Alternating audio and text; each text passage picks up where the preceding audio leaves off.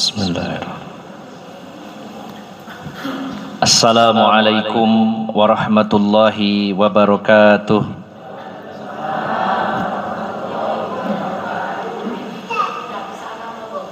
Innal hamdalillahi nahmaduhu wa nasta'inuhu wa nastaghfiruh wa na'udzu billahi min syururi anfusina wa min sayyiati a'malina.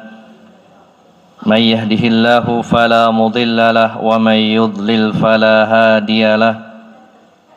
Wa asyhadu an la ilaha illallah wahdahu la syarika lahu. Wa asyhadu anna Muhammadan abduhu wa rasuluhu la nabiyya ba'dah. Allahumma salli wa sallim wa barik ala nabiyyina Muhammadin wa ala alihi wa sahbihi ajma'in. Ya ayyuhalladzina amanu taqullaha haqqa tuqatih wa la tamutunna illa wa antum muslimun.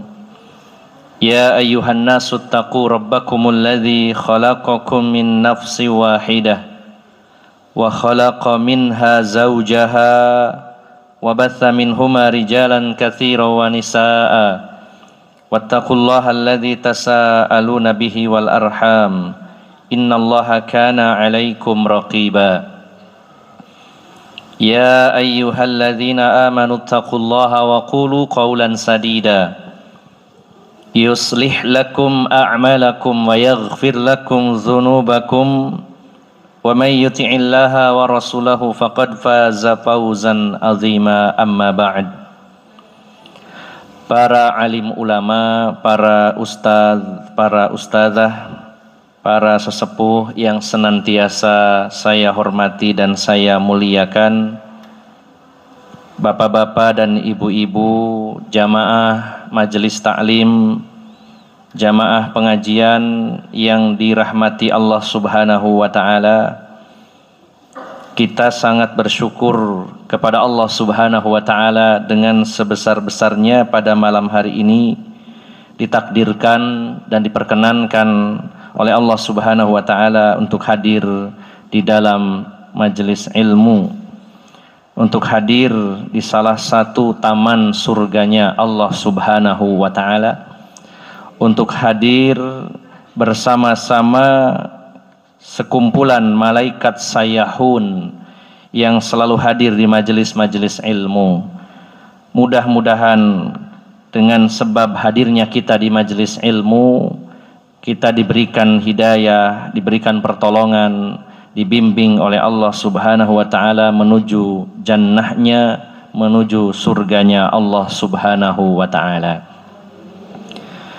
Bapak-bapak dan ibu-ibu yang dimuliakan Allah Subhanahu wa taala, mengawali kajian pada malam hari ini, saya ingin kajian yang selalu interaktif antara saya dengan bapak-bapak dan ibu-ibu. Mengawali kajian malam hari ini, saya ingin bertanya yang pertama kepada bapak-bapak. Kepada bapak-bapak saya ingin bertanya, apa yang paling bapak-bapak khawatirkan? Selama ini perkara yang paling bapak-bapak khawatirkan itu apa? Khawatir anaknya. Anaknya kenapa, Pak? Kurang dalam urusan agama, Masya Allah. Ada yang lain, Pak? Khawatir yang lainnya? Khawatir nggak iso nyaur utang, enten? Okay. Coba Pak, kira-kira apa ya selama ini yang paling banyak memenuhi pikiran kita, memenuhi hati kita? Saya tuh khawatir sekali. Dengan apa kira-kira Pak? Yang paling mengkhawatirkan selama ini? Bapak-bapak ada yang lain Pak? Kira-kira apa Pak? Apa? Apa Pak? Pergaulan. Khawatir dengan pergaulan anak-anak atau bapaknya sendiri ya, bisa jadi ya. Ya baik, saya ingat-ingat ya, ini sesuatu yang paling dikhawatirkan oleh bapak-bapak. Kalau ibu-ibu, Bu, kira-kira apa yang paling mengkhawatirkan ibu-ibu? Yang jawab bapaknya. Yang paling mengkhawatirkan kalau suami saya nikah lagi. Ya, apa Bu kira-kira Bu? Yang tadi masuk ya Bu ya? Khawatir enggak ya Bu? Khawatir ya barangkali. Ada yang lain Bu? Paling khawatir apa Bu? Mesti anak yang dikhawatirkan, anak ya. Khawatir anaknya tidak paham agama, khawatir terbawa pergaulan, khawatir tidak bahagia, terjatuh dalam kesulitan dan lain-lain. Nah, maka Bapak Ibu jamaah sekalian yang dimuliakan Allah Subhanahu wa taala, malam hari ini kita akan melanjutkan kajian kitab Tauhid dan masuk pada bab yang baru, yaitu babul khaufi minasyirki. Bab tentang khawatir kalau kita terjatuh dalam perbuatan syirik. Ada enggak yang khawatir Pak, Ibu? Nah, termasuk ya. Dan ternyata nanti setelah kita kaji, insya Allah targetnya kita harus mengkhawatirkan diri kita, keluarga kita, orang-orang yang dekat dengan kita kalau terjatuh kepada kesyirikan. Dan rasa khawatir ini harus menempati ranking pertama. Rasa khawatir karena takut masuk neraka, khawatir masuk neraka, dan penyebab yang terbesar adalah perbuatan syirik. Kita akan bahas bagaimana para nabi, bagaimana Rasulullah, bagaimana orang-orang beriman begitu khawatir kalau diri mereka, anak-anak mereka terjatuh dalam perbuatan syirik. Sebelum kita membahasnya, perlu mengulang tentang definisi ibadah. Ibadah, ya, kita akan bahas dulu tentang definisi ibadah. Secara umum, definisi ibadah adalah al-ibadatu ismun jami'un lima yuhibbuhullahu wa yardah minal aqwali wal af'ali kaddu'ai was salati wal zabhi wa ghairi dzalik. Kita ingat-ingat, makna ibadah, definisi ibadah adalah makna yang umum, mencakup apa saja yang dicintai dan diridhoi Allah. Apapun yang dicintai dan diridhoi Allah, baik ucapan maupun perbuatan. Gampang ya Bu ya? Apapun yang Allah senangi, Allah cintai dan Allah ridhoi, baik dari ucapan maupun perbuatan, itu adalah ibadah. Seperti dijelaskan oleh para ulama, kaddu'a, seperti berdoa, wassalah, dan salat, wadzabhi, menyembelih binatang kurban. Kemudian termasuk bagian ibadah itu istighosah, termasuk isti'anah, isti'adzah. Itu adalah bentuk-bentuk bagian dari doa dan itu adalah ibadah. Maka ibadah itu adalah cakupannya luas. Apapun yang Allah sukai, apapun yang Allah cintai, baik ucapan maupun perbuatan. Nah, nanti kita pegang dulu definisi ini, karena nanti kita akan bahas tentang syirik. Bahwa syirik ini adalah sarful ibadati li ghairillah. Sarful ibadati li ghairillah. Memalingkan ibadah kepada selain Allah. Memalingkan itu apa Bu? Bukan maling nyolong ya.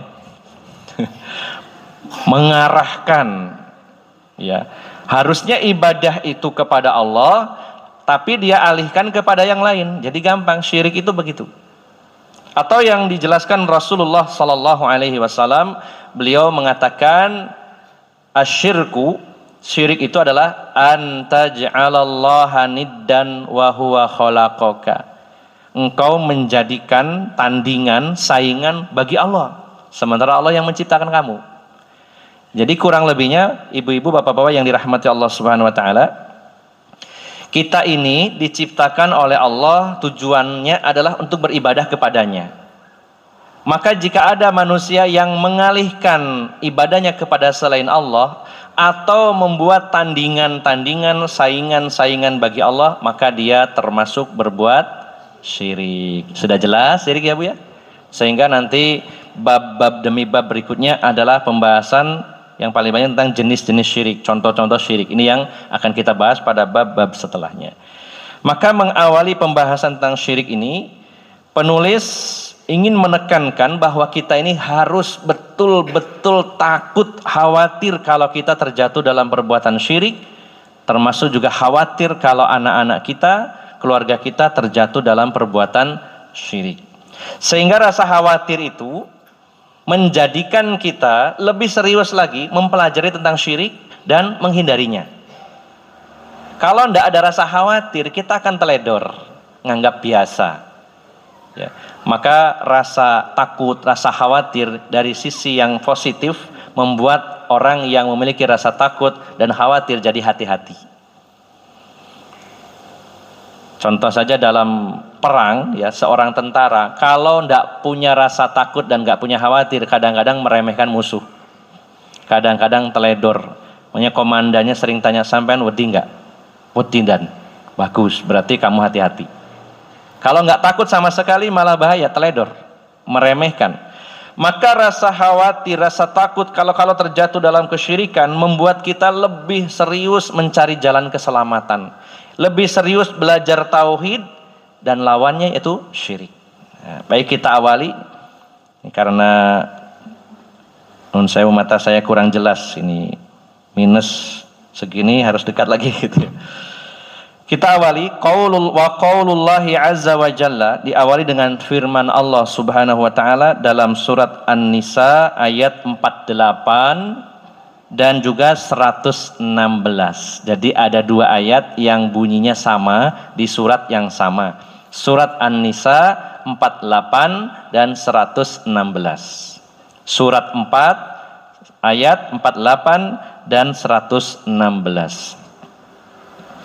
Allah Subhanahu wa taala berfirman, "Innallaha la yaghfiru ayyushraka bihi wa yaghfiru ma duna dzalika liman yasha." Sesungguhnya Allah tidak akan mengampuni, memaafkan dosa syirik. Sesungguhnya Allah tidak akan mengampuni dosa syirik. Dan Allah akan mengampuni, memaafkan dosa-dosa lain selain dosa syirik. Wah, ini luar biasa Bapak Ibu jamaah sekalian, sampai segitunya. Kata Allah, saya nggak akan mengampuni dosa syirik. Kalau dosa yang lain saya maafkan. Dosa syirik tidak. Nah, nanti akan kita bahas. Saya mengutip dulu di sini tafsirnya dalam tafsir Ibnu Katsir. Qala Ibnu Katsir, akhbara ta'ala annahu la yaghfiru ayyushraka bihi, ay la yaghfiru li'abdin laqiyahu wa huwa musyrikun. Allah tidak akan mengampuni, memaafkan bagi seorang hamba yang bertemu dengan Allah nantinya sementara dia adalah pelaku kesyirikan. Allah tidak akan memaafkannya. Wa yaghfiru ma duna dzalika liman yasha, dan Allah akan mengampuni, memaafkan dosa-dosa lain sebesar apapun selain dosa syirik. Nah, Bapak Ibu jamaah sekalian yang dimuliakan Allah Subhanahu wa taala, tujuan kita diciptakan oleh Allah untuk ibadah kepadanya. Ini tujuan besar. Alasan Allah menciptakan kita agar kita hanya beribadah kepadanya. Lalu tiba-tiba ada orang yang beribadah kepada selain Allah. Ini menyimpang dari tujuan penciptaan kita.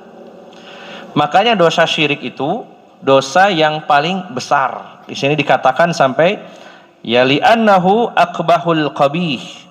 Sesungguhnya syirik itu keburukan yang terburuk. Kalau ada keburukan-keburukan, maka yang paling buruk menempati ranking pertama adalah syirik. Bagaimana tidak buruk Bapak Ibu jamaah sekalian, Allah menciptakan kita tujuannya untuk ibadah, ternyata kita ibadahnya kepada selain Allah Subhanahu wa taala, menyimpang dari tujuan penciptaan kita. Wa azlamuz zulm, sezolim-zolimnya perbuatan zolim. Kalau ditanya kezoliman apa yang paling besar, yaitu syirik. Keburukan yang terburuk, kezoliman yang paling zolim, kemungkaran yang paling mungkar, yaitu kesyirikan. Langsung menyentuh hak-hak Allah Subhanahu wa taala. Kalau orang berbuat syirik tidak memenuhi haknya Allah Subhanahu wa taala. Luar biasa. Maka Bapak Ibu jamaah sekalian yang dimuliakan Allah Subhanahu wa taala, perlu kita rinci. Mungkin ada pertanyaan. Ada pertanyaan, wah kalau memang syirik itu nggak diampuni, terus orang yang sudah terlanjur berbuat syirik percuma dong taubat. Ngomong dia tidak dimaafkan, tidak diampuni oleh Allah Subhanahu wa taala.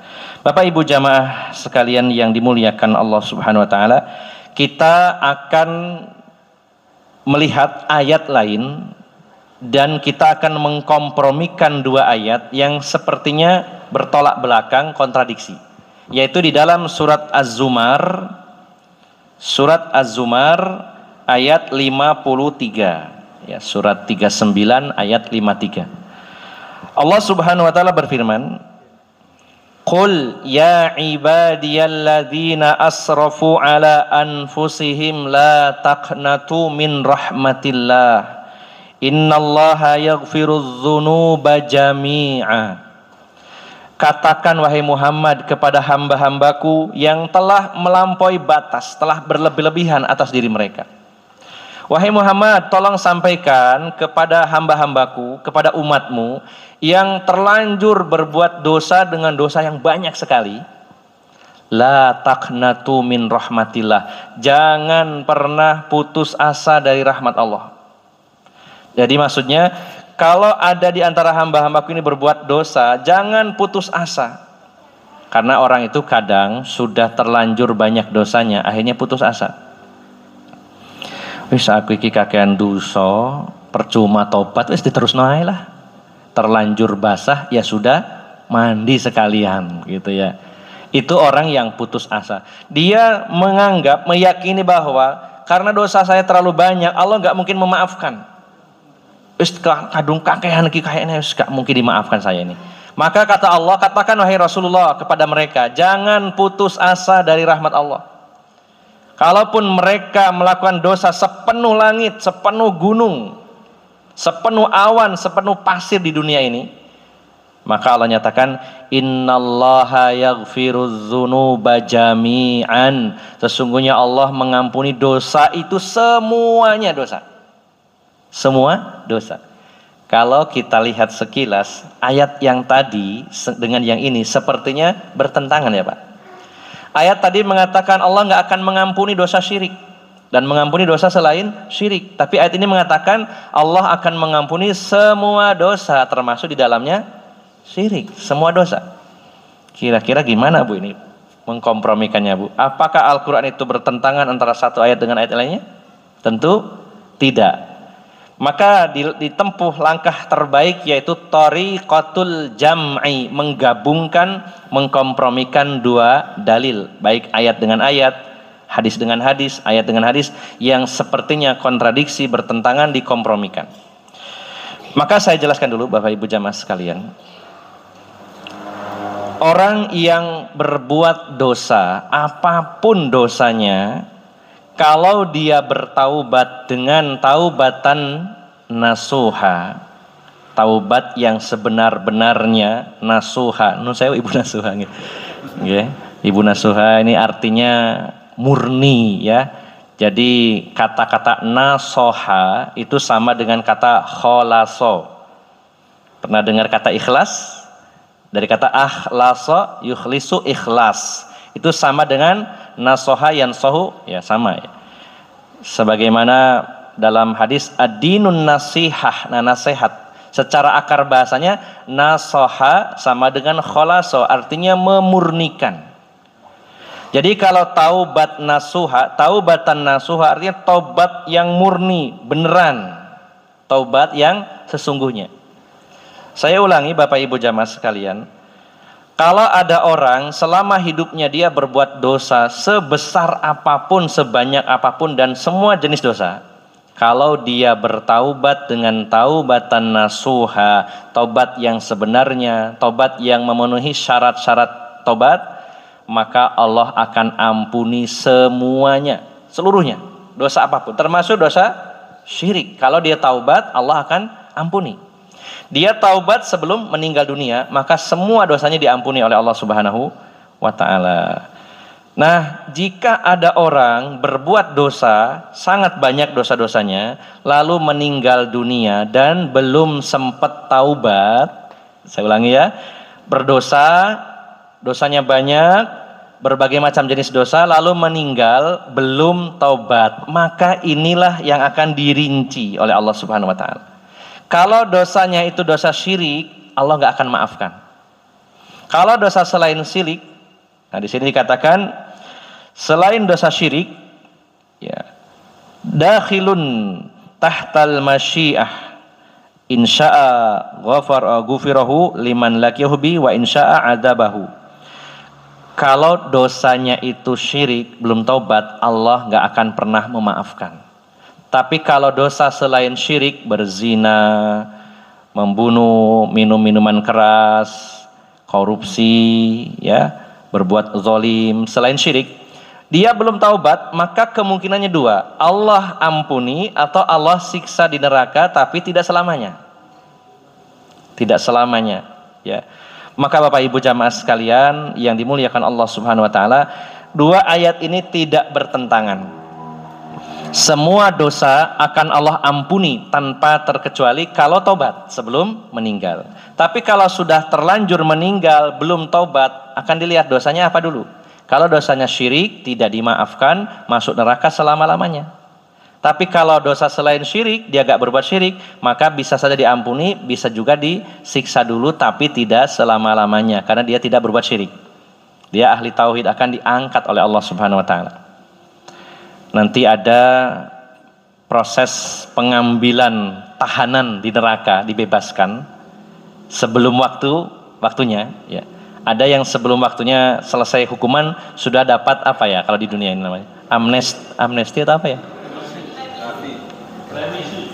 Remisi, grasi. Saya lupa pelajaran dulu waktu sekolah itu ya. Permisi. Ya. Ya, jadi intinya gini, kalau orang ini tidak berbuat syirik, tapi berbuat dosa yang lainnya, belum taubat, maka ada kemungkinan dimaafkan, langsung masuk surga, atau disiksa dulu di neraka, sampai batas waktu atau setimpal dengan dosanya. Atau ada yang diangkat sebelum habis masa tahanan, dengan fasilitas diantaranya dapat syafaat. Bisa syafaatnya Rasulullah SAW atau syafaatnya orang-orang beriman. Termasuk kalau ada salah satu keluarga yang meninggal mati syahid, maka dia dapat kuota 70 anggota keluarganya dapat syafaat. Atau syafaat dari mukmin yang lainnya. Karena setiap orang yang beriman ketika masuk surga, dia akan mencari teman dekatnya waktu di dunia. Dan bertanya kepada Allah, ya Allah, saya waktu di dunia itu punya teman namanya Pak Ahmad Rashidi misalkan ya. Sekarang posisinya di mana ya Allah? Oh, ditunjukkan tuh di surga tapi sebelah sana. Surga level sekian, blok sekian, ada alamatnya. Dicari ya. Ini contoh gitu ya. Contoh. Cari lagi, saya punya temen namanya Mas Khairul Bakhtiar. Wah, ini yang kenalnya ini. Dicari lagi, ada ternyata di sebelah sana, didatengin. Ya. Ada Pak Win, ada yang lain-lainnya, ya. Ada Pak Dayat dari Surabaya, ini teman saya juga, teman motor, ya. Dicari terus. Nah, nauzubillah, mudah-mudahan tidak ada. Nanti itu ada yang mencari temannya, bertanya, ya Allah, teman saya waktu di dunia di mana sekarang? Dilihatkan oleh Allah itu lagi tenggelam di dalam neraka, ya, jerit-jerit. Ya Allah, dulu waktu di dunia saya itu selalu bersama dia, ngaji bareng, puasa bareng, sholat bareng, pernah umroh bareng. Dan sekarang ya Allah, saya ingin bersama dia. Maka Allah akan mengambilnya dari neraka tadi. Ya, diambil, diangkat, ditempatkan di sungai yang bernama Nahrul Hayah, sungai kehidupan. Jadi sudah gosong-gosong niku, dimandikan, pulih kembali, dimasukkan ke dalam surga. Jadi orang yang berbuat syirik belum tobat maka tidak akan dimaafkan. Tapi kalau dosa yang lain ada kemungkinan dimaafkan, ada kemungkinan dimasukkan neraka dulu sampai batas waktu tertentu atau ada potongan masa tahanan. Nah, tetapi kalau orang ini bertaubat waktu hidupnya dengan sebenar-benar taubat, maka seluruh dosa itu akan dimaafkan, diampuni oleh Allah Subhanahu wa ta'ala. Nah, dari sini Bapak Ibu jamaah sekalian, kita ini harus berpikir, ya Allah, ternyata syirik ini bahaya sekali ya.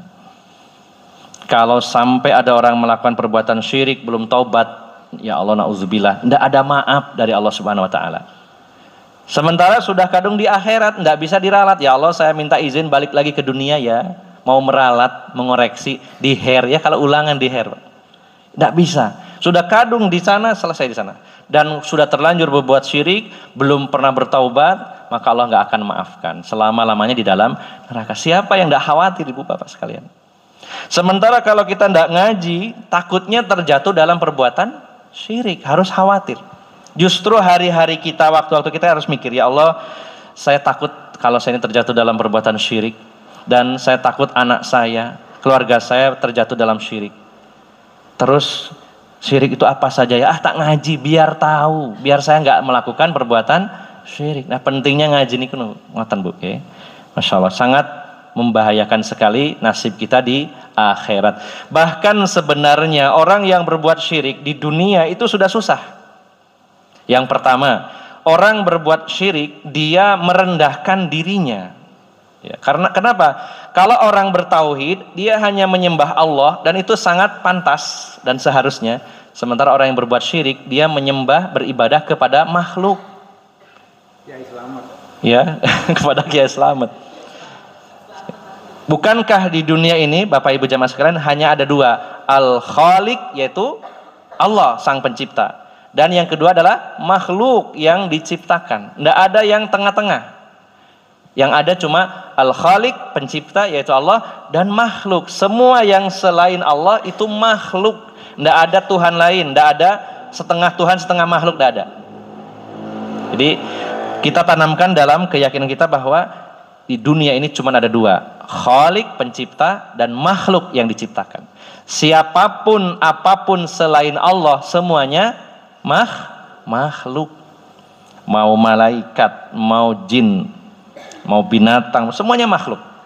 Nah, orang yang berbuat syirik, dia meyakini ada kekuatan lain selain Allah, dia memalingkan ibadahnya kepada selain Allah. Itu bentuk merendahkan dirinya. Kenapa dia harus menghambakan kepada sesama hamba? Tidak pantas. Apalagi nun sewu, banyak orang yang berbuat syirik itu justru kepada makhluk yang lebih rendah dari dirinya. Ada orang nyembah sapi. Nah, sapi kali panjenengan mulia pun Ibu. Kinten-kinten nggih. Jenengan milih dados tiang napa dados sapi? Jelas manusia makhluk yang paling mulia. Allah menyatakan walaqad karramna bani adama wa hamalnahu fil barri wal bahr. Sesungguhnya kami telah memuliakan Bani Adam, manusia dibandingkan makhluk yang lainnya. Kami angkut mereka di daratan dan di lautan. Allah sendiri sang penciptanya menegaskan bahwa kita ini telah dimuliakan oleh Allah Subhanahu wa taala. Bahkan secara wujudnya, secara bentuk fisiknya, laqad khalaqnal insana fi ahsani taqwim. Manusia itu diciptakan oleh Allah dalam bentuk fisik yang terbaik. Yang terbaik Bapak Ibu jamaah sekalian. Coba bandingkan ya. Nun sewu ini contoh ya. Nun sewu nggih, wong lanang tiang jaler sing paling elek wajahe kali monyet sing paling ganteng iku cek gantengan ndi. Produk memper. Ya, pertanyaan lucu saja ini. Orang yang paling, maaf ini bukan menghina ya. Orang yang paling secara fisiknya itu paling di bawah ya, standar dibandingkan dengan orang utan sing paling ganteng ya. Masih pantasan manusia. Manusia itu saya pakai jaket saya pantas ya, kacamata ireng meskipun wonge ireng ya. Coba nenekku orang utan guyu lucu ya, nggak pantas belas tapi lucu gitu. Ini menunjukkan secara fisik manusia itu paling bagus. Masya Allah, saya mikir ini bentuk fisik kita itu sangat sempurna ya. Ini lutut kita nekuknya kaki itu ke belakang kayak gini. Coba nek pitik boten saged lungguh kursi ini. Nekuknya kan ngeten kewalik. Subhanallah ya. Alhamdulillah kita dikasih hidung, lobangnya itu ngadep nisor, coba nih ngadep dur. Nek udan ya Pak. Kudanan melepuh kabeh. Ya Allah. Jadi kalau orang itu menyembah Allah, menghambakan dirinya kepada Allah saja, justru memuliakan dirinya. Kalau dia menyembah selain Allah, merendahkan dirinya, dia tidak merdeka mengabdi kepada hamba. Di dunia dia saja sudah susah. Kemudian juga orang yang berbuat syirik, ini belum bicara di akhirat. Orang yang berbuat syirik, dia memiliki rasa takut yang sangat banyak. Orang yang bertauhid takutnya dalam arti takut pengagungan hanya kepada Allah saja. Bukan takut yang tabiat, ya takut ular atau takut hewan buas. Ini takut yang al-khauf yang dibarengi dengan pengagungan hanya kepada Allah. Sementara orang yang berbuat syirik banyak hal yang dia takuti. Wah iki ne gak gawe sajen iki ono musibah mari ngene. Takut ya, awalnya bingung. Nanti kalau nggak ada upacara larung kok nyiloro kidul nek muring-muring ya opo iki. Takut lagi. Isune iki nyi blorong dolek arek cilik-cilik. Makanya kudu dikei gelang, teko pring. Oh, takut lagi. Wah, macam-macam takut. Engko nek lewat tikungan iku sampean kudu nyopo loh ya, nek gak ngono sampean tiba. Takut lagi, terus begitu. Masya Allah, banyak keluar biaya, banyak rasa was-was, banyak rasa takut. Kalau orang bertauhid takutnya cuma sama Allah saja, tidak takut sama yang lainnya. Di dunia saja sudah susah, apalagi di akhirat. Maka Bapak Ibu jamaah sekalian yang dimuliakan Allah Subhanahu Wa Taala, ayat ini begitu jelas bahwa orang yang tidak bertaubat dari dosa-dosanya di akhirat akan dirinci. Kalau dia berbuat syirik, Allah nggak akan pernah memaafkannya. Kalau dosa yang lain, Allah akan mengampuninya atau menyiksanya sementara waktu. Sehingga kita harus khawatir dengan perbuatan syirik. Kita lanjutkan. Qala al-Khalilu alaihi salam. Berkata al-Khalil. Ada yang tahu Bapak Ibu? Khalilullah siapa? Yang digelari Khalilullah kekasihnya Allah? Nabi Ibrahim alaihi salam. Nabi Ibrahim alaihi salam. Di dalam surat Ibrahim ayat 35. Saya ingin sekilas menjelaskan tentang bagaimana profil Nabi Ibrahim. Bapak Ibu jamaah sekalian yang dimuliakan Allah Subhanahu wa taala. Nabi Ibrahim itu seorang ahlu tauhid level atas. Nabi Ibrahim itu orang yang ahli tauhid dan levelnya sangat tinggi. Ukuran tauhid seseorang itu dilihat hanya dari sisi tawakalnya terutama. Karena para ulama mengatakan di antaranya Imam Ibnu Qayyim bahwa puncaknya tauhid adalah tawakal.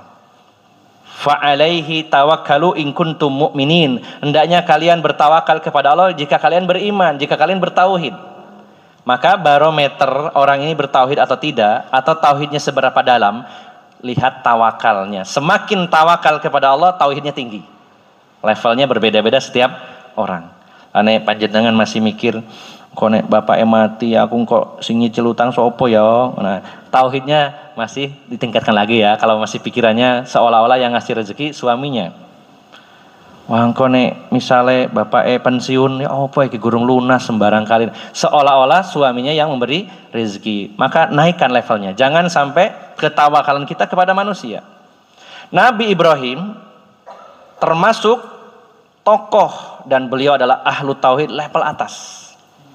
Terbukti ketika beliau sesaat waktu akan dilemparkan ke dalam api, beliau sendirian di mana ditangkap oleh pasukan Raja Namruz. Kemudian Raja Namruz menyiapkan api yang sangat besar sampai nggak bisa dekat, sampai dibuatkan semacam manjanik atau ketapel. Karena apa? Karena apinya begitu besar sehingga tidak bisa dilemparkan dalam jarak dekat. Nah, kalau apinya kecil yang sebenarnya juga bisa membakar Nabi Ibrahim, mestinya nggak usah butuh pelontar, cukup di jelongkrokno gitu ya. Nah, berhubung saking besarnya api, maka harus dibuatkan pelontar yang agak jauh. Kata Abdullah bin Abbas, ya, hasbunallah wa ni'mal wakil qalaha Ibrahimu hina ulqiya finnar. Kalimat hasbunallah wa ni'mal wakil, cukuplah Allah penolong saya dan Allah adalah sebaik-baik penolong. Itu sesaat sebelum dilemparkan ke dalam api. Di mana malaikat Jibril meminta izin kepada Allah, ya Allah, kekasihmu akan dibakar Ibrahim, bolehkah kami menolongnya? Kata Allah, silakan wahai malaikat Jibril, kamu tolong kalau dia mau. Kalau Ibrahim mau, tolong saja silakan. Maka malaikat Jibril datang, wahai Ibrahim, kamu akan dibunuh, akan dilemparkan ke dalam api, mau gak saya tolong? Ya. Padahal malaikat Jibril itu sangat kuat Bapak Ibu jamaah sekalian. Dzi quwwatin 'inda dzil arsy makin. Malaikat Jibril itu sangat perkasa, sangat kuat, besar sekali, memiliki 600 sayap. Raja Namrud sentil habis itu sama pasukannya, sama malaikat Jibril ya. Rasulullah melihat wujud aslinya itu duduk, kursinya itu antara langit dan bumi, kursinya besar sekali dan sangat kuat. Dzi quwwah, pemilik kekuatan malaikat Jibril itu. Tapi kata Nabi Ibrahim, wahai malaikat Jibril, hasbunallah wa ni'mal wakil. Bukannya saya nggak butuh bantuanmu, bukannya saya sombong, tapi bagi saya cukuplah Allah, karena Allah yang terbaik. Ini menunjukkan tawakalnya tinggi. Coba kalau kita, Pak, wah kebenaran aku wis mir-mir iki genine koyo ngono apa iki? Apalagi yang nolongnya malaikat Jibril. Waduh, kesempatan. Masya Allah. Ini menunjukkan tauhidnya tauhidnya Nabi Ibrahim itu sangat tinggi. Dalam kondisi kritis, nyawa di ujung tanduk, mau dilempar ke dalam api, masih mengatakan hasbunallah wa ni'mal wakil. Cukuplah bagi saya, bagi kami, Allah sebagai penolong. Saya nggak butuh yang lain. Cukup Allah saja. Ini menunjukkan tauhidnya tinggi. Dan ternyata Nabi Ibrahim yang tauhidnya kelas kakap istilahnya, level tinggi, beliau saja masih khawatir kalau dirinya berbuat syirik. Beliau masih khawatir anak-anaknya, Nabi Ismail, Nabi Ishak, nabi-nabi. Beliau nabi, putra-putranya nabi, tapi beliau khawatir kalau dirinya terjatuh dalam syirik, begitu pula anaknya. Dalam surat Ibrahim ayat 35 Allah menyatakan wa idz qala Ibrahim rabbij'al hadzal balada amina. Ingatlah ketika Nabi Ibrahim berdoa kepada Allah Subhanahu wa taala, rabbij'al hadzal balada amina. Wahai Tuhanku, ya Allah, jadikanlah negeri ini, Mekah ini, menjadi negeri yang aman sentosa. Wajnubni wa baniya an na'budal asnam, dan jauhkan saya dan anak keturunan saya dari berbuat syirik, menyembah berhala. Nabi Ibrahim yang tauhidnya level sangat tinggi, Nabi Ismail putranya, Nabi Ishak putranya, cucunya juga Nabi Yakub, buyutnya Nabi Yusuf, beliau mengatakan, ya Allah, jauhkanlah saya dari perbuatan syirik, saya khawatir kalau saya terjatuh dalam perbuatan syirik.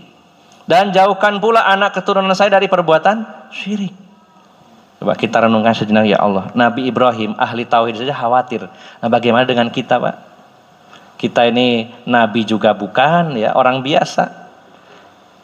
Nun saya bahasa kasar nek kula kali panjenengan iku boten wedi syirik, kebacut nggih.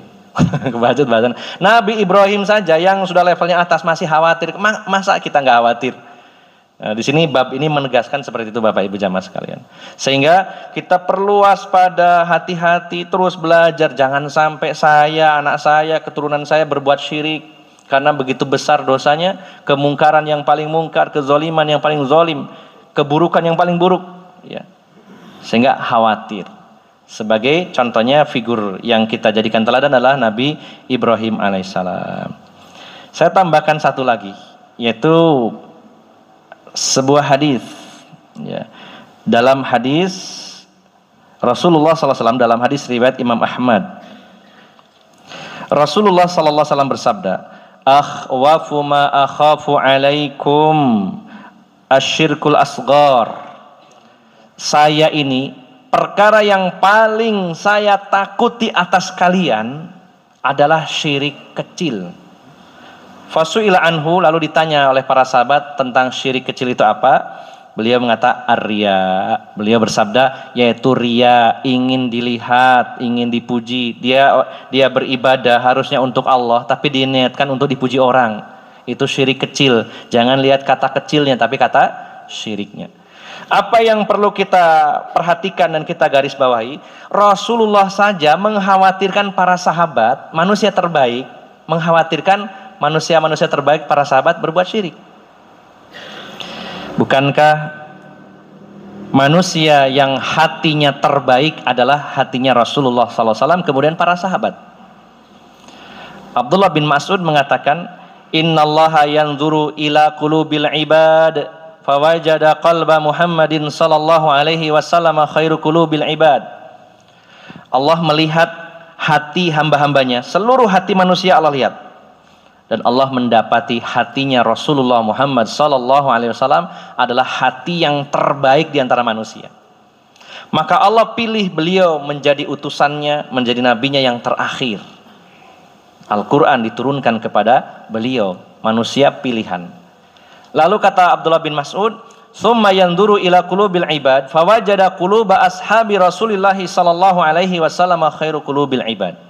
Setelah itu Allah lihat lagi, dicek lagi, melihat hati-hati hambanya, lalu Allah mendapati hatinya para sahabat adalah hati yang terbaik setelah Rasulullah sallallahu alaihi wasallam. Maka Allah pilih para sahabat menjadi timnya Rasulullah, menjadi teman-teman setianya Rasulullah Muhammad sallallahu alaihi wasallam. Dan Rasulullah pernah menyatakan, khairul quruni qarni, tsummal ladzina yalunahum, tsummal ladzina yalunahum. Sebaik-baik generasi adalah generasiku, itu Rasulullah dan para sahabat, generasi terbaik. Kemudian setelahnya dan setelahnya. Kalau kepada generasi terbaik saja, para sahabat saja, Rasulullah masih khawatir kalau mereka terjatuh dalam syirik, bagaimana dengan kita yang lebih jauh dari kualitasnya para sahabat? Harusnya lebih khawatir lagi.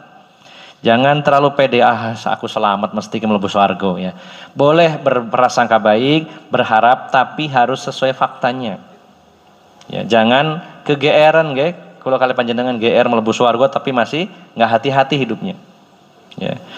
Maka Bapak Ibu jamaah sekalian yang dimuliakan Allah Subhanahu wa taala, syirik adalah dosa yang tidak dimaafkan oleh Allah. Ketika seseorang meninggal dalam keadaan berbuat syirik belum taubat.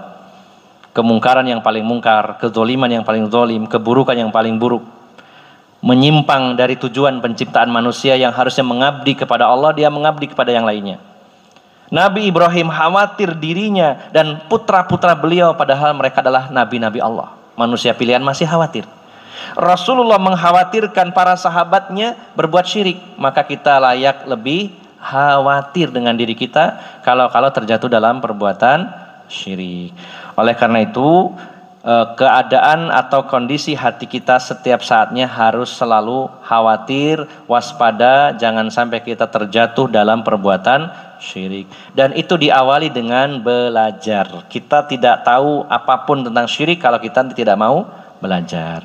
Maka mudah-mudahan Bapak Ibu jamaah sekalian, saya dan panjenengan bisa istiqomah untuk bersama-sama belajar tentang tauhid, karena itu modal utama, seperti pada pertemuan yang lalu sudah kita bahas.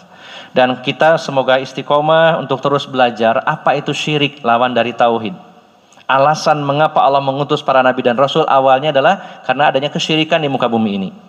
Maka kita semoga diberi kesempatan oleh Allah Subhanahu wa taala untuk membahasnya, mengkajinya, lalu betul-betul memahaminya, dan mudah-mudahan kita semuanya dijadikan oleh Allah Subhanahu wa taala sebagai ahlu tauhid, dan semoga dilindungi dari perbuatan syirik.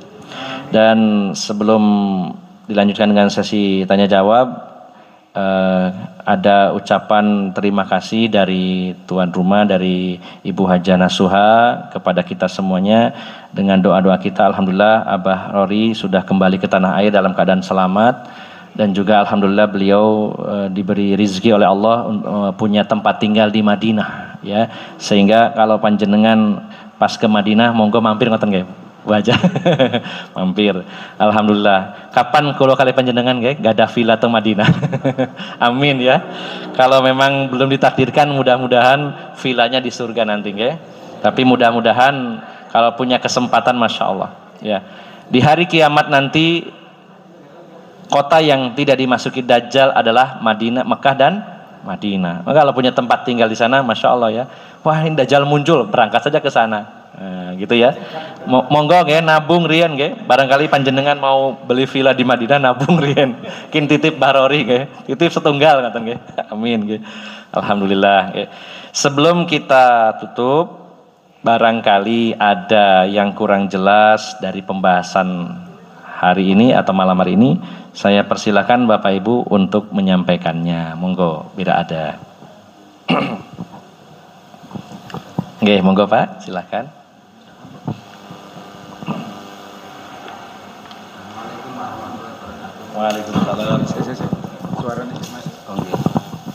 Assalamualaikum warahmatullahi wabarakatuh. Terkait dengan syirik tadi Ustadz, mungkin saya pribadi sudah memahami kalau syirik itu dosa yang tidak diampuni. Namun dalam hal ini kadang kita itu kurang tahu perbuatannya itu yang seperti apa gitu Ustaz. Ya, mungkin dalam hal ini lebih saya spesifikkan bagaimana kalau kita berdoa itu kita berwasilah dengan sesuatu yang kita anggap punya kekuatan. Yang kedua, sekarang di bulan ini sering kita jumpai itu dengan acara sedekah desa Ustaz, di mana kegiatan itu kadang difokuskan di suatu tempat yang dianggap keramat dan diisi dengan cara yang mungkin semacam jalan kepang atau apa gitu. Itu kan acaranya kan sedekah desa, yang dimana itu kan berharap mendapat berkah di desa itu. Kan ini kan kesannya kan kontradiktif itu Ustaz. Kita berharap kepada Allah tapi kita dengan acara-acara yang mungkin kurang tepat. Saya kira itu Ustaz. Untuk jawabannya saya tunggu. Assalamualaikum warahmatullahi wabarakatuh. Alhamdulillah, pertanyaan yang super sekali, yang bagus. Dan insya Allah sebenarnya berkaitan dengan macam-macam jenis-jenis contoh-contoh syirik. Insya Allah setebal ini nanti akan kita bahas cukup banyak, tapi tidak masalah mengawali ya. Ada seorang ustadz, dulu saya punya guru, ketika saya bertanya, ustadz mau nanya, ternyata pertanyaannya itu akan bab selanjutnya, jadi nggak dijawab. Saya, wis nanti aja sampean ngaji mana ya? Jadi saya penasaran akhirnya, tapi tidak masalah. Barangkali kan kita tidak tahu umur kita ya, harus lebih tahu gitu. Jadi saya tidak akan niru guru saya. Ketika tanya nanti aja dikaji, sekarang nggak saya jawab dulu ya. Itu barangkali umur kita nggak nyampe ya. Maka tidak masalah ditanyakan, walaupun nanti akan kita bahas lebih detail jenis-jenisnya, kemudian contoh-contohnya perbuatan syirik itu. Nah, yang ditanyakan adalah tentang wasilah saat berdoa. Dan ini sangat tepat sekali pertanyaan ini, karena doa adalah bagian ibadah. Bahkan ad-du'a'u mukhul ibadah. Doa itu otaknya, intinya ibadah. Luar biasa. Kenapa doa itu termasuk ibadah yang paling inti? Karena saat doa seorang hamba itu posisinya betul-betul butuh dengan Allah. Nah, disitulah posisi hamba Allah. Jadi ketika kita doa menunjukkan kita ini tidak berdaya, kita minta kepada yang maha kuat itu Allah, kita sedang butuh. Ini bentuk penghambaan diri yang paling bawah, penghambaan diri yang sesungguhnya. Makanya doa itu adalah intinya ibadah. Nah, artinya kalau doa itu dialihkan, dimintakan bukan kepada Allah, kepada yang lainnya, jelas itu perbuatan syirik ya, kalau kita berdoa kepada selain Allah. Nah, pertanyaannya adalah kita mintanya kepada Allah, doanya kepada Allah, tapi melalui wasilah. Begitu ya Pak, kurang lebih maksudnya ya. Nah, apa itu wasilah? Wasilah itu sebenarnya mediator. Ya, kita dengan Allah ada yang menjembatani. Nah, yang menjembatani ini disebutnya ya, istilahnya adalah wasilah. Itu kurang lebih gambarnya seperti itu. Maka wasilah di dalam Al-Quran itu diperintahkan. Allah berfirman, wabtaghu ilaihil wasilah. Carilah oleh kalian untuknya wasilah.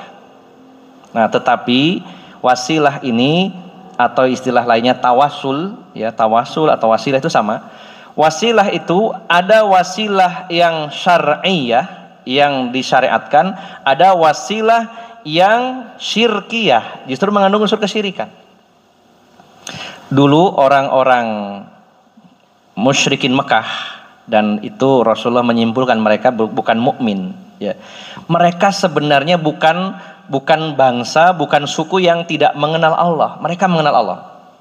Bangsa Arab terutama di Mekah awalnya dulu mengikuti ajaran Nabi Ibrahim dan Nabi Ismail, karena bapak moyangnya bangsa Mekah adalah bangsa Arab adalah Nabi Ismail. Namun di tengah-tengah perjalanan mereka menjadikan berhala-berhala sebagai wasilah antara dirinya dengan Allah. Ketika mereka ditanya oleh Rasulullah, kenapa kalian menyembah berhala? Mereka mengatakan, ma na'buduhum illa liyuqarribuna ilallahi zulfa. Ketika ditanya oleh Rasulullah, kenapa kalian menyembah berhala? Mereka membantah, kami tidak menyembah batu-batu ini, kami tidak menyembah Lata, Uzza, Manat, Hubal dan lain-lainnya. Akan tetapi kami jadikan mereka perantara antara kami dengan Allah. Jadi kami itu tidak minta langsung kepada Allah, tapi mintanya kepada Lata, Uzza, Manat agar disampaikan kepada Allah. Ternyata itu dalam koridor agama itu adalah justru kesyirikan yang sesungguhnya. Kenapa nggak langsung kepada Allah saja? Nah, ini adalah wasilah yang syirkiyah. Adapun wasilah tawasul yang syar'iyah yang disebutkan syariat diantaranya, yang pertama tawasul dengan asmaul husna. Allah berfirman, walillahil asmaul husna fad'uuhu biha. Allah memiliki asmaul husna, nama-nama yang baik, 99 nama. Maka berdoalah kepada Allah dengan wasilah asmaul husna, dengan perantaraan menyebut nama Allah. Nah, ini dibenarkan. Misalkan kita mengatakan ya Rahman, ya Rahim, irhamna. Wahai yang Maha Pemurah lagi Maha Pengasih, kasihanilah saya. Ya Razzaq, urzuqna. Wahai Zat yang Maha Pemberi rezeki, berilah saya rezeki. Jadi kalau berdoa supaya cepat dikabulkan, sering-seringlah melibatkan asmaul husna, nama-nama Allah. Ini tawasul wasilah yang disyariatkan. Nah, yang kedua, tawasul dengan orang soleh yang masih hidup. Ya, sebagaimana para sahabat datang kepada Rasulullah. Ada seorang buta datang kepada Rasulullah, ya Rasulullah, berdoalah kepada Allah supaya saya bisa melihat. Kata Rasulullah, kalau kamu sabar, kamu masuk surga. Mau masuk surga dengan kesabaranmu atau ingin bisa melihat? Wah, saya ingin bisa melihat, penasaran saya. Akhirnya Rasulullah meminta orang ini berwudu, sholat 2 rakaat, kemudian berdoa bersama Rasulullah SAW. Rasulullah yang minta kepada Allah, dan saat itu pula Allah berikan kesembuhan, langsung bisa melihat. Maka bertawasul kepada orang soleh yang masih hidup. Umar Ibn Khattab di zaman beliau pernah terjadi krisis pangan karena adanya paceklik, jadi tidak hujan cukup lama sehingga kekeringan. Maka beliau datang ke rumahnya Abbas, pamannya Rasulullah SAW. Wahai Abbas, engkau pamannya Rasulullah. Seandainya Rasulullah masih hidup, saya akan datangnya kepada Rasulullah. Tapi Rasulullah sudah meninggal. Saya enggak minta ke kuburannya Rasulullah, saya datang kepadamu. Tolong berdoa kepada Allah, mintakan hujan untuk kami. Maka Abbas berdoa kepada Allah, ya Allah, berilah kami hujan. Selesai berdoa, Umar pamitan, baru keluar dari pintu, hujan turun deras. Doanya mandi pamannya Rasulullah SAW. Jadi panjenengan lihat nanti siapa ya kira-kira orang yang soleh. Kelihatannya soleh, jenengnya Wak Soleh, bukan namanya ya, orangnya ya soleh ya. Soleh ahli ibadah, ya kita datangi, Pak, saya kesini minta doanya, mudah-mudahan saya bisa nikah. Loh, sampe wis rabi, wis dudo sak niki pingin rabi maneh, wis dudo. Nih Pak Ahmad nambah-nambah terus. Nah, jadi tawasul boleh dengan orang soleh yang masih hidup. Kalau sudah meninggal, hakikatnya sudah tidak bisa memberi manfaat lagi, karena dulu para sahabat juga tidak datang ke makam Rasulullah, tapi datangnya kepada para sahabat yang lain yang masih hidup gitu. Jadi satu dengan asmaul husna, yang kedua dengan orang soleh yang masih hidup minta doanya. Yang ketiga tawasul yaitu dengan amal solih. Pernah mendengar kisah 3 orang laki-laki yang terjebak dalam gua, ya. Hujan deras masuk ke gua berteduh maunya, tiba-tiba batu besar gelundung nutupi guanya. Waduh, ini gak bisa metu iki. Apa iki? Ditelepon ya, gak ada handphone waktu itu ya. Meskipun ada handphone gak ada sinyal nang gua itu. Gak ada kan dalam kisahnya itu handphone. Teriak-teriak gak ada yang dengar siapa. Sudah tidak ada harapan itu. Kecuali satu minta kepada Allah. Maka salah satu dari mereka, ayo dungo sampai sebutno amal soleh masing-masing. Yang pertama ngomong, ya Allah, saya itu punya kedua orang tua yang setiap hari pekerjaan saya itu beternak kambing yang dihasilkan adalah susunya. Setiap sore saya selalu membawa susu kambing untuk ibu bapak saya. Dan saat itu suatu hari bapak ibu saya tidur, saya bawa susu, sementara di kaki saya anak saya merengek-rengek, ya susu ya, enggak saya kasih. Mendahulukan orang tua saya. Bayangkan ya, anaknya merengek-rengek minta susu, tapi ini jatah ibu bapaknya enggak dikasih. Ya. Sampai akhirnya kedua orang tuanya bangun lalu diminumkan. Ya Allah, kalau amal ini amal soleh dan engkau terima, bukakan ya mulut gua ini. Maka batu itu bergeser sedikit, waduh, enggak bisa lewat, masih belum bisa. Lalu yang kedua berdoa, ya Allah, saya itu seorang majikan, saya bos. Bisnis saya adalah ternak kambing yang cukup banyak. Saya punya seorang karyawan, waktunya gajian dia nggak datang. Gajiannya seekor kambing. Waktu gajian nggak datang, sampai bertahun-tahun akhirnya nggak datang. Akhirnya kambingnya berkembang biak banyak. Nah beberapa tahun kemudian datang, bos dulu saya pernah kerja belum dibayar loh. Kata orang ini, si bosnya, itu loh di satu bukit penuh kambing itu punya kamu semua. Dulu 1 ekor kamu nggak ambil, saya kembangkan, sekarang ambil semuanya. Ada nggak bos kayak gitu? Luar biasa ini. Masya Allah. Ya. Sing ono lapo sampai nulis duduk karyawanku kok nanti. Nah itu amal soleh. Maka berdoa, ya Allah, kalau itu amal soleh engkau terima, bukakan mulut gua ini, geser lagi Pak, seret, tapi tetap nggak bisa lewat. Lalu yang ketiga, gantian, ya Allah, saya itu pernah naksir seorang wanita, masih kerabat saya sangat cinta kepada dia, cantik dan menarik, saya sangat ingin memilikinya, tapi susah gitu. Maka suatu ketika si wanita ini datang ke rumah saya, mau pinjam uang. Bapak saya sakit, boleh nggak saya pinjam uangnya? Maka saya bilang, jangankan minjem, saya kasih, tapi syaratnya satu, kamu mau berbuat mesum dengan saya. Dipikir-pikir, ini bapak sakit, kalau nggak ditolong bisa meninggal, gimana ya? Ya wis lah, maulah, nggak apa-apa, terpaksa ini. Dan saat akan melakukan zina, sudah siap-siap itu. Maka wanita ini sempat mengingatkan, Mas, sampai nggak takut sama Allah? Loh, iya yo. Maka tidak jadi wurung. Itu kan nggak mudah Pak. Sudah dinantikan sekian lamanya, sudah di depan mata. Ibaratnya wong lanang itu kayak kucing dikai pindang lah ya Allah. Waduh wis ambu pindang kari nyikat. Tapi tidak jadi karena takut kepada Allah. Ya Allah, kalau amal soleh ini engkau terima, bukakan pintu gua ini, mulut gua ini. Hanya bergeser yang ketiga kalinya bisa lewat. Nah ini namanya wasilah. Jadi panjenengan bisa berdoa kepada Allah, mengingat-ingat apa ya amal saya yang paling bagus, yang mana saya ikhlas. Giling-giling, apa ya? Diingat-ingat, oh saya tuh pernah nolong janda. Oh, pun gue ya janda miskin misalkan ya. Dan itu memang pahalanya besar ya. Dan saya ikhlas, gak punya motif apapun. Ya Allah, kalau amal itu ikhlas, tolonglah saya, sekarang saya lagi kesulitan. Contohnya itu. Maka ini namanya wasilah. Termasuk yang berikutnya tadi Asmaul Husna satu ya. Yang kedua doanya orang soleh. Yang ketiga dengan amal soleh. Yang keempat dengan tauhid. Apa dalilnya? Doanya Nabi Yunus ketika dimakan ikan. Dalam kondisi gelap dia mengatakan la ilaha illa anta subhanaka inni kuntu minadz zalimin. La ilaha illa anta adalah kalimat tauhid. Dengan tauhid. Nah, Nabi Yunus tidak langsung ya Allah mangapno iwa iki ndak ya. Padahal dalam hatinya ingin keluar dari perut ikan, tapi yang dibaca cuma kalimat tauhid, la ilaha illa anta subhanaka inni kuntu minadz zalimin. Terus la ilaha illa anta, sampai akhirnya ikannya muntah, buyur, keluarlah Nabi Yunus dari mulut ikan. Jadi bisa wasilah dengan tauhid.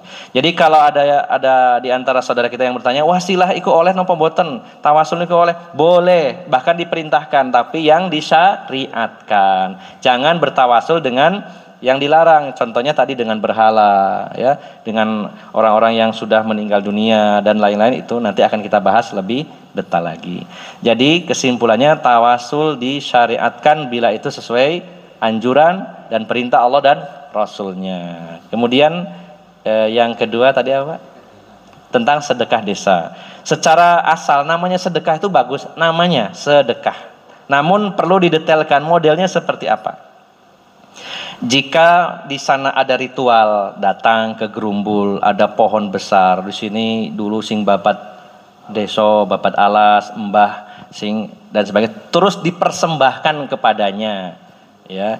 Sing bau rekso, maka ini jelas kesyirikan karena kita sudah komitmen di hadapan Allah. Inna sholati wa nusuki wa mahyaya wa mamati lillahi rabbil alamin.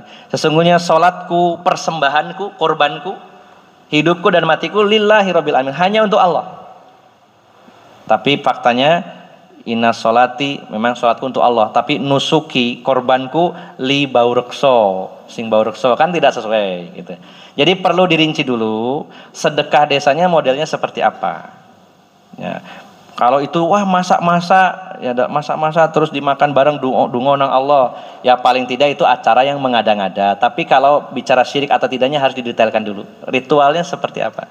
Kalau datang ke kuburan, ke gerumbul, lalu dipersembahkan di situ, ada sesajennya, ada juru kuncinya yang memimpin ritual, ini jelas kesyirikan. Walaupun itu dianggap sebagai kearifan lokal, walaupun dianggap itu sebagai budaya, tapi kalau bertentangan dengan Islam harus ditinggalkan. Namun ini tentunya butuh proses, butuh waktu, butuh kesabaran untuk menjelaskan kepada masyarakat. Daripada berkorban seperti itu, masih banyak pilihan-pilihan ibadah yang lainnya. Dan ini tidak mudah bagi kita untuk berdakwah tentang masalah ini. Seringkali terjadinya adalah salah paham. Ketika kita menjelaskan tentang syirik, dianggaplah kita ini anti budaya, anti tradisi. Tidak. Tradisi, budaya yang bersesuaian dengan Islam kita dukung, kita kembangkan, kita lestarikan. Tapi kalau bertentangan dengan syariat Islam, apalagi yang sifatnya vital, ya masalah syirik, ya kita tidak mau mengikutinya. Ya, demikian ya. Wallahu a'lamu bissawab. Ada yang lain? Monggo, sebelum kita tutup. Suasananya hening, udah selesai Pak, insya Allah nggih. Sampun jelas nggih. Insya Allah kalau kita sabar, saya ada umur, bapak-bapak, ibu-ibu ada umur, kita akan bahas banyak sekali nanti bab-bab tentang jenis-jenis kesyirikan dan contoh-contohnya, dan hampir semuanya memang betul-betul fakta terjadi dalam kehidupan kita sehari-hari. Kita akhiri saja pertemuan malam hari ini dengan sejenak berdoa nggih bersama-sama. Harapannya Allah semoga memberikan bimbingan, arahan, hidayah ke jalan yang benar sehingga kita sampai ke dalam surganya Allah Subhanahu wa taala. Bismillahirrahmanirrahim. Allahumma salli wa sallim wa barik ala nabiyyina Muhammadin walhamdulillahi rabbil alamin. La ilaha illa anta subhanaka inna kunna minaz zalimin. Hasbunallah wa ni'mal wakil. Hasbunallah wa ni'mal wakil. Hasbunallah wa ni'mal wakil. Ya hayyu ya qayyum bi rahmatika nastaghits. Ya hayyu ya qayyum bi rahmatika nastaghits. Ya hayyu ya qayyum bi rahmatika nastaghits. Allahumma ighfir lil muslimina wal muslimat wal mu'minina wal mu'minat al ahya'i minhum wal amwat innaka sami'un qaribun mujibu da'wat. Rabbana ighfir lana dzunubana wa liwalidayna warhamhuma kama rabbayana shighara. Rabbana ighfir lana wa li ikhwanina alladzina sabaquna bil iman wa la taj'al fi qulubina ghillan lil ladzina amanu rabbana innaka raufur rahim. Rabbana la tuzigh qulubana ba'da id hadaitana wa hab lana min ladunka rahmah innaka antal wahhab. Allahumma ya muqallibal qulub tsabbit qulubana ala dinik wa ya musarrifal qulub sarrif qulubana ala ta'atik. Allahumma anta rabbuna farzuqnal istiqamah. Allahumma anta rabbuna farzuqnal istiqamah. Allahumma anta rabbuna farzuqnal istiqamah. Allahumma ja'alna min ahli tauhid wakhtim lana bihusnil khatimah wakhtim lana bihusnil khatimah wakhtim lana bihusnil khatimah wakhtim lana bi kalimati la ilaha illallah. Rabbana atina fid dunya hasanah wa fil akhirati hasanah wa qina adzabannar. Subhana rabbika rabbil izzati amma yasifun wassalamun alal mursalin walhamdulillahi rabbil alamin. Dari awal hingga akhir, apabila ada salah ucap, salah sikap, saya mohon maaf yang sebesar-besarnya. Aqulu qawli hadza wa astaghfirullaha li wa lakum wa akhiru da'wana anil hamdulillahi rabbil alamin. Billahi taufiq wal hidayah. Wassalamu alaikum warahmatullahi wabarakatuh.